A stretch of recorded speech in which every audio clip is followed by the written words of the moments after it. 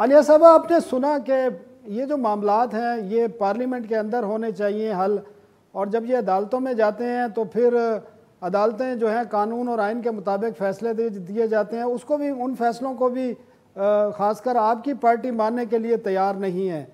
तो किस तरह देख रहे हैं आपके इस किस्म के फ़ैसलों की आपको ज़रूरत है, या आप जो जिस तरह आप 63A की बात करती हैं, 63A का फ़ैसला पहले आना चाहिए था कि ये फ़ैसले पहले होने चाहिए? बिस्मिल्लाहिर्रहमानिर्रहीम। थैंक यू सनाउल्लाह साहब। सनाउल्लाह साहब, सबसे पहले तो मैं ये कहूंगी कि पार्लियामेंट की बालादस्ती मानी कब गई, या नेशनल असेंबली में पार्लियामेंट की बालादस्ती मानी गई जब हमारे डिप्टी स्पीकर ने वहां पर रूलिंग दी और उसने कहा कि मरासला आया है जिसमें पाकिस्तान की सालमियत के खिलाफ धमकी दी गई है, पाकिस्तान को धमकी लगाई गई है, एक इलेक्टेड प्राइम मिनिस्टर को धमकी लगाई गई है, पाकिस्तान को ये कहा गया है कि एक आजाद खुद मुख्तार खारजा पॉलिसी नहीं हो सकती। तो क्या हुआ? क्या अदालत ने वो मरासला देखना पसंद किया? इसीलिए आज हमने खत भी लिखा है कि अब तो मरासला उनके पास मौजूद है, वो उसको देखते तो सही कि किन सर्कमस्टेंसेस के ऊपर ये सारी कार्रवाई की गई, किन सर्कमस्टेंसेस के ऊपर ये रूलिंग की गई। फिर बात 63A की हो रही है। हम 63A को जितना समझते थे उसके लिहाज से जो लोग हमारे अरकान मुनहरिफ हुए थे उन्हें डीसी हो जाना चाहिए। आलिया साहब, अब हमजा शहबाज ने हलफ भी उठा लिया है और अब जल्द काबीना भी बन जाएगी, तो अभी स्ट्रेटजी है क्या आपकी PTI की पंजाब में?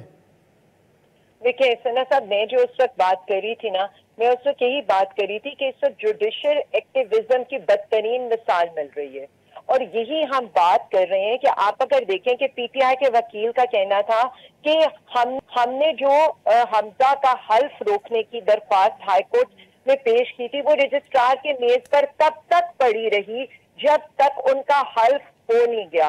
तो बेसिकली, और इसी तरह से जब रात को हमें तो सुप्रीम कोर्ट के चीफ जस्टिस साहब यही बताते रहे कि अदालतें तो 24 घंटे खुली रहती हैं। जब रात को हम पिटिशन फाइल करने वहां पर 11 बजे पहुंचे तो सारी बत्तियां गुल थी, वहां पर कोई मौजूद नहीं था, और 1 घंटा हम वहां पर बैठे रहे, हम उनके दरवाजे खटखटाते रहे, लेकिन हमारी आवाज सुनने कोई नहीं आया।